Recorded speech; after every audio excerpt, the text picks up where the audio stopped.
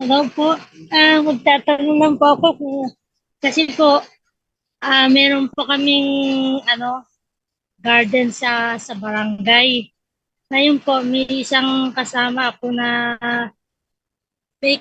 po ako na nakikipag-usap daw sa duwende. Uy, So, sabi po niya, maganda raw ang tubo ng mga halaman kung may nag-aalagang mga duwende.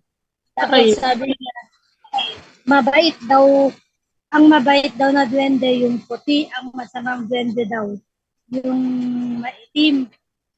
eh, Sabi ko, paano mo naman nalaman? Yan yung mga elemento, sabi ko na hindi dapat. Kasi demonic yan, sabi ko, pero pinipilit niya na mabait daw yung puting duwende. Tapos madalas siya na nagtatapon ng doon kasi minsan siya nagtatapon siya tapos sabi niya na oh magkape muna tayo ganun. Ano po kaya ano po ang magandang pandun? Naisip ko po kasi na mag-ano ng Gregorian chant kasi nakikita ko sa YouTube na may Gregorian chant na Holy Rosary. Pero Latin siya, hindi ko rin naman maintindihan. Okay lang kaya yun na basta patugtugin ko na lang dun pag wala siya. tanong mo rin kung ano yung Duwending Yellow. Dahil, kamakailan na, napanood ko sa PNJS, Duwending Yellow. Okay, Brother Wendell, pag-isagot yung tanong niya, Brother Wendell. Wala ba si Brad Tata? Expert yun sa diwinde. Kanina, hindi sumasagot Brother Tata. Brad Tata, So nasa ano na yon sa pinakataas na level dahil nag-communicate na siya sa Diwindi.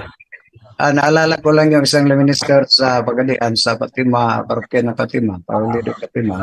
Yung isang minister, ah, yung binigay lang sa kanyang ama ng short prayer na Latin at memorize na niya. At pag mayroon siyang mga kaaway, pagdasal niya yung short prayer na memorize niya, bigla lang malambot na bigla lang hindi na magalit sa kanya. So yun naka-enjoy siya pero ang resulta ang kanyang anak may kaibigan na duwende. Bigla lang huminto sa isang puno ng kaimito, Star Apple, kaimito pa rin yung sa Tagalog Zero.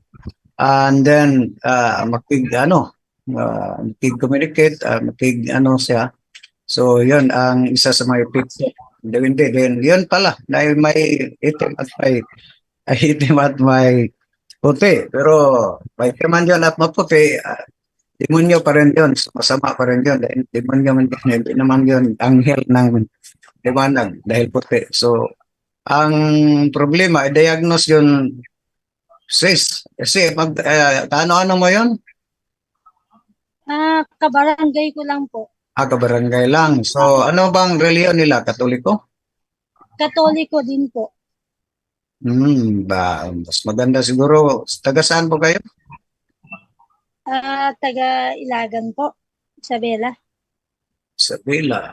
Mas maganda siguro Brother Nindel, papuntan lang sa kanilang resources dahil para ma-diagnose ng gusto at ma-process. dapat. Pero Yung ano, ang ano ko po, yung kasi siyempre 'di ba pag nagtatawag siya ng duwende dun sa garden, siyempre marami mga magpaparamdam dun, ganun. Ano, wala po bang magandang gawin dun para mawala yung duwende? so yun mas maganda siguro magpunta sila para malalim yun. Kailangan i-diagnose pa yung mga ninuno nila, magulang, yung mga kamag-anak nila. So malalim yun, hindi yun basta-basta na mas maganda magpunta. Dahil yung experience pa rin namin, Brad Wendell, ito, kapitbahay pa rin namin dito sa Maningpol. Bago kami sa ministry, may nag-invite namin dahil yung alaga pala ng Diwende sa kanyang lulo. At ang natira na lang, yung lula na lang yung isang apo niyang babae na bata pa. Sa ngayon, ganun, talaga na. So, tuwing mag-grocery sila, makita na yung duwende na kumukuha ng itlog sa refrigerator at di babato sa kanila. So, sa panahon na buhay pang lolo niya, hindi yon ano sa gana, hindi yon ah, atake sa gina, pero sa tuwing namatay ng kanyang lolo, yun na. Pag marusari sila, batuhin sila ng itlog. Makita niya, yun na dahilan nga pinuntahan ni Bradwin mag-isa. Sinabihan siya ng bata na nandyan sa punong ng mangga ang duwindin. Hinamon kayo ng blue by blue.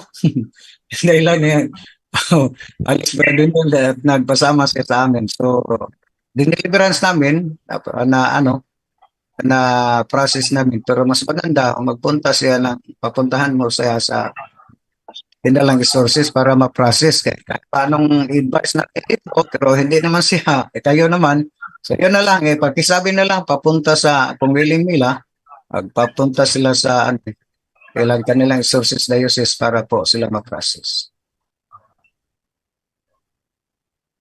Kasi parang hindi yata sila naniniwala. Tsaka dito po kasi sa lugar namin walang Catholic defense, walang mga nag-ano ng exorcist. Marami So, pang rin naniniwala sa mga hindi pero nakikita. kung kaya niyo maaniya na dito sa magtanong o pumasok dito sa punto para sila ang magtanong, para sila ang direkta ma-diagnose. Ganyahan mo na pasok din sa punto por punto para magkapuntan sila and sila ang direkta matanong. Pero okay lang po ba po kung halimbawa magpatugtog na lang ako ng mga kanta ng bahan sa garden? Ano po? Yung mga kanta ng mga Catholic sa may garden. Makakapagpaalis pa kaya yun? Pagpa-music po kayo. Kaninong garden yun? Sa'yo o sa kanila? Garden po ng barangay. Garden ng barangay. Pwede naman siguro, mga religious songs, pwede naman siguro. Pero mas maganda ma-process yung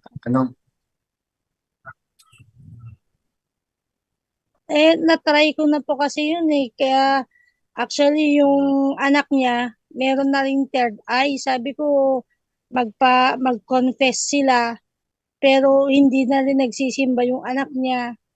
Tapos, yung mismong nagsasabi na mag-ano ng duwende, ini-invite ko siya dito sa Zoom, pero ayaw din niya.